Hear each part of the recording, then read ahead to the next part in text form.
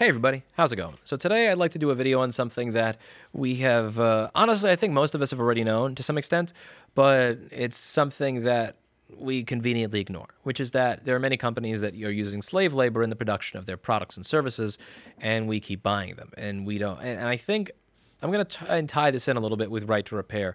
So there was a news story in Bloomberg recently about Apple's push in India dealt setback as protest turns violent. I'm a little annoyed at Bloomberg for the journalism they did here, because I like to hear both sides of the story. So when there's some sort of riot or violence, I'm really interested in what caused it. I want to hear both sides. I'll make my own decision. I'll have my own opinion on it, but please give me all of the information so that I may form my own opinion. They say there's been $7.1 million in damage at Wistron. Wistron is one of those places that's producing Apple products like iPhones and so on and so forth, similar to Foxconn. And they said this year, Apple iPhone assemblers were among the companies on track to win approval to participate in a $6.6 billion stimulus program. This, India is really looking to get more of this business as people leave China when it comes to manufacturing. And they have a video over here that they show you. And you can see that these workers are fairly angry and aggravated. This is not the scene that I would want to walk into at Rossmann Repair. You have people bashing shit, they're screaming at the top of their lungs, they are destroying everything, they are destroying cameras. There are many videos similar to this one on the internet that you'll be able to find with a quick Google search.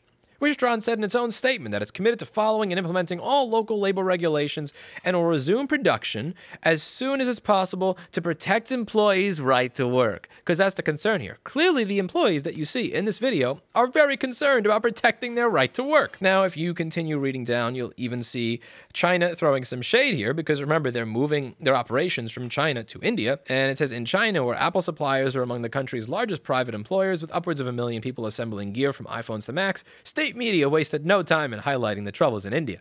This is a potential risk when manufacturers consider moving their production lines out of China, where they have the most stable labor market, supporting the nation to become the largest manufacturing hub. One reporter at the country's Global Times said on Twitter. Let me translate that for you. See, unlike India, where they don't know how to keep their slaves in line, in China, we know how to keep our slave labor in line. That's what they're really saying here. I said I was disappointed in Bloomberg because, it's a $40 a month subscription, and they've given me one side of the story. They've shown me the damage that's been done. They have shown me the riots and the protests, but they haven't really given you as much context into why they're mad. For that, you have to go to the Times of India, which, unlike Bloomberg, has no paywall. So if you take a look at the Times of India, you'll have video of the riots and the protests and the destroying everything, while simultaneously they'll give you a little bit more context into why it's happening. Now, once you get the context, you'll start to understand it. So there's two separate issues that need to be focused on here. The first is the salaries that are being offered, and the second is the fact that those salaries will be decreased as time goes on. So it's not simply that the salary is low that is causing the rioting and the protesting. It is the fact that the salary is low and then cut from there more than 50% in some cases, and seemingly 95% in other cases over here. So it says, while an engineer and graduate was promised Rs. $21,000 a month, his or her salary was reduced to $16,000 and then $12,000 in recent months. Non-engineering graduates' month's salary had been reduced to 8,000 rupees. The salary amount being credited to our accounts has been reducing and was frustrating to see this, an employee alleged. On Friday night, employees started discussing their salaries on the floors, and some alleged they had only received as low as 500 rupees in their bank accounts. The anger turned to violence by the time the shift ended. And when you do a little bit of math and converting here, because I don't know what Indian rupees are for the most part, I purchased a gift for a friend of mine who was in India. It was like kind of like a mid-end Dell laptop, and it was around 70,000 rupees. So when I read 500, I thought, huh. And then I actually double-checked the laptop that I got just to see, did I get some sort of, crazy spec 10 terabytes of RAM laptop or something? And it wasn't. 500 rupees is what you imagine it to be. That is $6.79. So that would be $6.79 for the month. The engineers would be getting $163 a month. $163 a month. Now, I know what you're thinking. The cost of living is lower in India, so this is okay, right? Listen, Lewis, you're out of touch. You live in Brooklyn. You live in Manhattan. You have a studio and apartment in a neighborhood where you walk down the block and people are shooting at each other. You don't get what the prices are in the rest of the world. It's not $2,000 for a studio. I know that. I know that. Tell me with a straight face that $6.79 a month for a full-time job manufacturing in India is a salary commensurate with the work being done. $6.79 a month. That's trash. That's complete and utter trash. That's this flagrant disregard for the worker. That's not even disregard. That's just, you're kind of poking them to see how much you can get away with. How much can I get away with before they burn this building down? And, well, I guess now they learned that's the point at which they will burn the building down. And you also have the part where they promised a certain amount, which was over $300 a month, and then they started paying them, the engineers, around $163 a month when they were promised closer to $300 or so. That is also a problem. I have had financial difficulties as a result of COVID this year, and none of my employees have gotten a pay cut. I haven't there's actually one or two people here that I had promised raises to last year that actually got their raises on schedule regardless of COVID. I'm not a multimillionaire. I'm not a millionaire. I'm a thousandaire. Apple's a fucking trillionaire. As a trillionaire, they are hiring subcontractors that pay their staff 50%, sometimes less than what they promise, which is already a joke, and then pay them $6.79 a month. There's no excuse for that. Now, there are many different ways that people have come at this. Eli, the computer guy, in his videos has taken this specific take, and I'll try to paraphrase it, and he can correct me if I'm misinterpreting his take, which is Apple is a company that pretends to really care about racism. They talk about speaking up on racism at WWDC. Tim Cook will really stare at you like it's time to talk about something serious. They'll make sure to update Siri to tell you about Black Lives Matter. They'll update Apple Maps to show the Black Lives Matter writing in the street. But when it comes time to actually care about Black lives or employ Black people to work on or make their products, they will hire slaves, and then when it gets featured in the news, it'll get featured in this propagandistic way where they just show the rioting and the damage without actually telling you the salary levels that led to said rioting. Yeah, and like most of the Silicon Valley sociopaths that claim to be more moral or more virtuous than you, that are always telling you how much better they are than you and how horrible you are for not sharing their politics, in their own politics, they are literally enslaving people. You know, again, my business does not. I don't have a bunch of videos or insignia on my website with BLM. That being said, when I employ brown people, I don't give them $6 a month, and that's what Eli was getting at in his video. And that is, in my opinion, quite a valid take. The hypocrisy there is horrific. You know, and several months ago, you had people that were donating who worked at companies like Apple to GoFundMes for people who were arrested as a result of taking part in protests that would turn violent, where you would have people that would, let's say, destroy stores that really had nothing to do with the police that were being protested against. Yet when Apple is directly hiring a contractor that lies to their employees and gives them $6 a month instead of their real pay for months on end, and they then destroy that factory, there's silence. Because here, the employee is directly responding to the lies, the aggression, and the enslavement, for lack of a better way to put it, of Apple.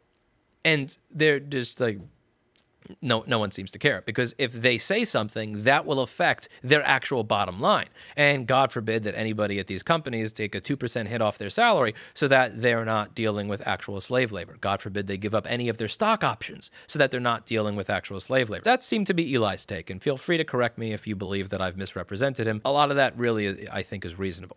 Now, the area that I come at it from is the right to repair aspect. What can we get out of this that can further the argument for right to repair? Let's just take a look at the salaries now, shall we? So I'm not going to speak for all repair shops. There are some that probably pay much more, some that pay much less. I'll just talk for my business, which has been able to be profitable and successful for a long period of time, and also pay something that I think is fair. So if you're someone who is just genuine entry level, you can't really fix stuff, you can't deal with difficult customers, you probationary pay maybe $17 an hour until you get better. If you're a part-time person who just works here a few days a week, again, you can't really, you can't do board repair, you can't really do data recovery, you can't deal with very difficult customers, and you're part-time, maybe like in the 17 to 18 an hour range. If you're someone who is only capable of reassembling a device. And you can't really do a diagnosis. You're not good at talking to customers. You can't do board repair or anything else. You can just, if I say replace keyboard or battery, you can do that, 20 to 24 an hour. If you're someone that can actually do board repair and you are able to repair a liquid damaged motherboard, somewhere in the range of, let's say, 25 to 40, depending on your experience level and all, how quickly you work, how well you are able to solve problems that, let's say, I'm not able to solve. Are you an entry-level one, or are you like a Paul? If you're someone who can do advanced data recovery, then again, pretty much similar salary range for that, and there are bonuses commensurate with your ability to provide. So if you have a week where you just kick ass, and or a month where you kick ass and you do a decent job, I do try to give bonuses when possible. And if you're, let's say, someone who can deal with very difficult customers, royal pains in the ass that everybody else would get a 1-star review and a chargeback on, and you can turn that into a 5-star and a tip, you'll probably get somewhere in the 20s to high 20s to 30s for that. Now, that being said, let's go over the salaries that they're paying here. So you have people that are literally destroying factories because they're getting paid, let's say, non-engineering graduate, 8,000 rupees a month. You do the 8,000, that's $108 a month. You have people that are getting paid $6.79 a month. You have engineers getting $163 a month. Now, I think one of the points that needs to be made and really driven home is the fact that when you support right to repair, you support a real salary being paid to someone who is not paid so low that they are going to physically destroy their workplace in rage. Whereas when you are purchasing a new product, you are supporting the slave labor crap.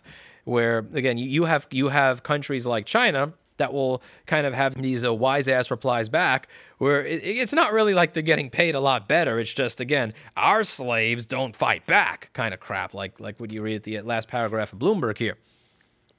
You're probably going to see a lot more of this as time goes on. Because if this is happening when you have a company that's worth $2 trillion, again, I don't see how there's much excuse for this.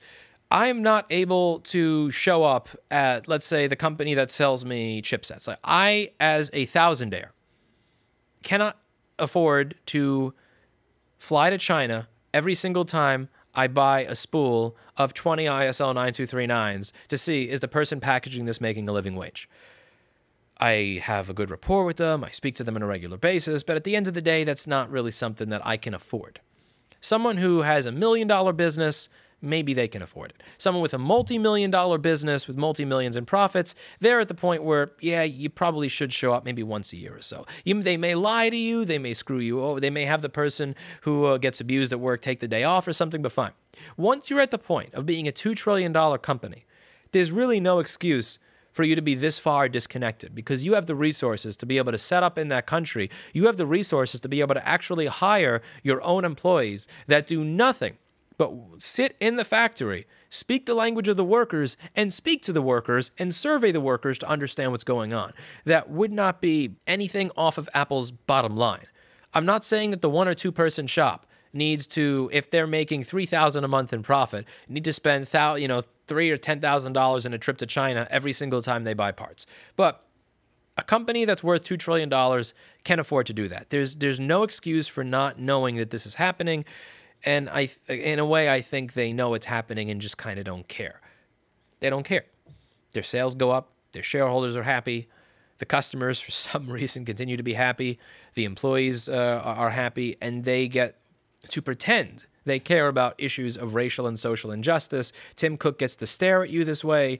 He gets to change what Siri says when you enter all lives matter or Black Lives Matter so he can really show what side of the culture war he's on, that he's on the right side of history, while simultaneously paying the brown people that make his products $6 a day. So I do think this is going to continue to happen. I think it will happen more and more and more because we've set a precedent of being okay with a company that's worth $1 to $2 trillion doing it. Yeah, this is not like it's a 1 or 2 person shop that had this problem where they didn't realize the vendor that they were buying 10 chips from on Skype was mistreating his shipping person. This is a company that you would never even notice it in the stock price if they spent a bunch of money to have someone set up there, watch the factory on a 24/7 basis and see what's going on. And they've been getting away with it for the longest of times. And there doesn't really seem to be much interest in getting to the bottom of this. I mean, you have those those House Judiciary Committees where the representatives get up there and they pretend to grill Apple and all that, but like nothing ever comes of it. Nothing ever changes. The legislation that gets written winds up getting watered down and fought about for a long period of time until the next crisis comes and everybody forgets about it. And that'll probably happen again and again and again because that's how we do here in America. I think we really do need to point out that when you have a product fixed, you're supporting a business that has a chance at being able to pay a living wage and support their family. Whereas when you are buying a new one, you're supporting this slave labor crap. Because I hear it said all the time that right to repair would hurt jobs and innovation and this, that, and the other. But if you don't buy a new one, if you fix your old one, yes, there may be one lost job in India where one person who used to get $6.79 a month is now getting $0 at the expense of someone in America who used to be working at, I don't know, like Walmart or a gas station for like $9 or $11 an hour, making 17 or 40 or something once they're able to actually do this, or maybe starting their own business. I think we need to focus on the fact that repair creates American jobs that pay considerably better than these other jobs. And we've tried to do the whole manufacturing in America, and it was an absolute fail. Like there was this Foxconn factory, and I remember Trump talking about making iPhones in America. He got himself a good old photo. He got himself a nice photo op, pretending that he's digging with his shovel and all this. And the amount of jobs that were created here, they said it would have a generation as much as 13,000 jobs.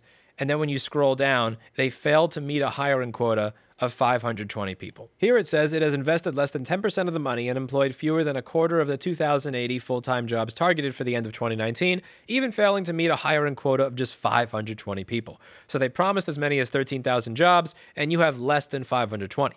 And it says less than 520. We don't even know where that is. That could be like less than 520 is anywhere between 1 and 520. So they could have 20 people working there.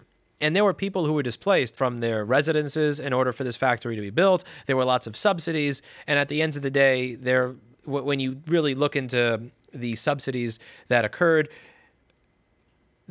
Wisconsin probably would have had more economic benefit from me opening a second rust and repair there with 5 people than they would have from this factory. These companies treat their workers like shit. They pay their workers like shit. And when they actually pretend to bring jobs to America, it is, as I said, a photo op. And like, regardless of whether you're left or right, you have to admit that this was a complete fucking fail. Again, it makes a nice photo op. It's cool. Look at all, look at the senators and the president and all that digging their own political grave as a result. You could see what the 2020 elections were in Wisconsin as a result of this kind of stuff. We really should be focusing on the fact that repair is a noble job. You're not decreasing jobs, you're increasing the jobs that are going to be available here. I'm not saying that there shouldn't be jobs in India or China, but let India and China's politicians focus on getting jobs in India and China, and let's have our American politicians focus on making jobs in America. Repair in America is a better job for the American citizen than a $6 a month job in China. They pay better and they support a better living standard for the American family. And I think that this is a point that needs to be pushed as often as humanly possible. Rather than this fake pie-in-the-sky dream that Foxconn is actually going to manufacture things in America and create all these jobs, let's take the people who are already creating jobs in America and allow them to create more. So when it comes to expanding as a business, and I want to follow up on this with a video on why I haven't expanded my business, because I get asked this all the time.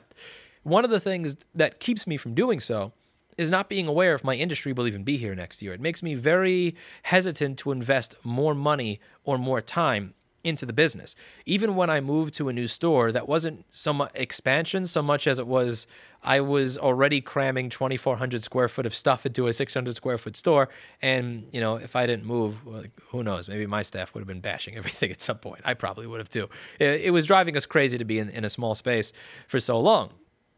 I am not comfortable investing more into a business when there's a good chance that it may not exist 6 months to a year from now. And my business, when I talk about it not existing, I'm not talking about because I can't afford to exist, or I don't have the know-how to exist, or I'm not able to adapt and learn. I'm talking about a company just flipping a switch in their operating system that results in 90 or 100 of my screens that I paid about $100 for at the time just no longer working. And I did a video on that. I think it was Fuck Apple Part 2 or Fuck Apple Part 3 a few years ago. I'm talking about when I ask my supplier to buy a CD3217 chip or an ISO 9240 so I could do the exact same work that I've been doing for over 7 years on the 2019 or 2020 laptop, and they say, you know, we're just not able to get that. We can't get that for you. I'm able to diagnose that this chip is the problem. I have the money to pay for that chip, and I have the inventory and means at work and the inventory system to be able to, you know, catalog and tag it and everything, but I can't get it. I cannot feel comfortable reinvesting the profits of the business into growing the business and having more jobs and more people that are paid these rates rather than the garbage Wistron salaries when I'm not comfortable that this will remain a viable industry. And I kind of wonder how many other people in the industry are thinking the same. You know, I have one store, maybe I'll start 3 or 5, but I don't know if Apple's going to try to serialize more stuff than just a camera next year. I don't know if they're going to lock me out of this. Maybe I should take my profits, roll it into ICLN and run, then actually reinvest it into the business so that I'm not out. Because when you're reinvesting your profits into a business, you're not seeing the returns immediately. You'll see the returns in 6 months or a year or 2 years. And if you make the wrong investment, as I have in the past, what happens is you never see it again. If you reinvest it into a section of the business that winds up failing, that's $50,000 down the drain. Maybe more. You may lose actually more than that, than what you had invested if the rest of your business goes downhill with it. And imagine what it would be like. Imagine how many more repair jobs would exist if right to repair were a thing, if our industry were legitimized rather than scorned and marginalized. I think we need to stop accepting the premise of assholes, and this is something that I've discussed in an older video. This is a problem here, because when they say that they are creating jobs and right to repair is going to destroy the jobs that are created and blah, blah, blah, we'll often respond and say, no, that's not true. We should stop accepting that premise entirely. No, right to repair creates jobs in America that can pay living wages. The jobs that you create cause factories to get burned down in other countries when your slave labor revolts against you. It's not about them not making enough money, because we've proven with Apple, it doesn't matter how much money you make. As much money as you make in the world, you're still going to try to use slaves. So we have to take away this talking point. We have to take away this idea, this concept that in some way, shape, or form, advocating for right to repair is going to mean that there's going to be less jobs. If there are going to be less jobs making new stuff because we're fixing the old stuff, and the jobs making new stuff pay $6 a month, you know what? Maybe that's a good thing. Maybe those jobs should fuck off and go away and make way for the actual living wage jobs that repair shops like mine are able to create in the United States of America, for people that learn this skill set and are willing to do the work and actually have that dignity at the end of the day after they've solved a few PM sleep S4Ls, that can actually afford to go to a restaurant or have an apartment or pretty much do anything that you can do when you make more than $6 a month. Before we end the video, I just wanted to make sure to include a message from our sponsor. We only have one sponsor on this channel, always have, always likely will, which is myself, because nobody else wants to sponsor the shit. So if you go to store.rossmangroup.com, you can buy an ISL 9239 charging chip, which was a crappily made picture that I put together with my webcam. You can buy a CD3215 when they're actually in stock. I'm going to kick down the balls for that one. You can buy an Atten hot air rework station. We have Atten hot air rework stations here for $253.99. They're excellent, excellent products. You have this great picture of Paul on the front page of the website. Everybody loves Paul. You can buy multimeter probes that are really, really thin so that you can measure the individual pins on a QFN without having to worry about shorting stuff. You can buy genuine, authentic Amtech flux. You have a picture of me over here when I had more black hair. You can buy the Touch Bar FPC connector, the MacBook Air audio board connector. That thing burns out all the time. Those are beautiful connectors that you can get here. There's all sorts of connectors you can get. You can get the USB-C connector for when it gets liquid damage in the side of the machine. We sell all sorts of stuff that'll help you fix iPhones and MacBooks on store.rossmangroup.com, and every dollar you spend at store.rossmangroup.com goes directly to rossmangroup.com. So help support our sponsors, which are pretty much, well, the only sponsor that's ever going to actually support this content, because when you talk about all the topics that I talk about, and the New York City real estate and the vaccine shit and this and that and the other, you don't usually have NVIDIA and AMD reaching out to you saying, please take our money. So that's it for today. And as always, I hope you learned something. Have a good day. Have a good holiday, everyone. And I'll see you in the next video.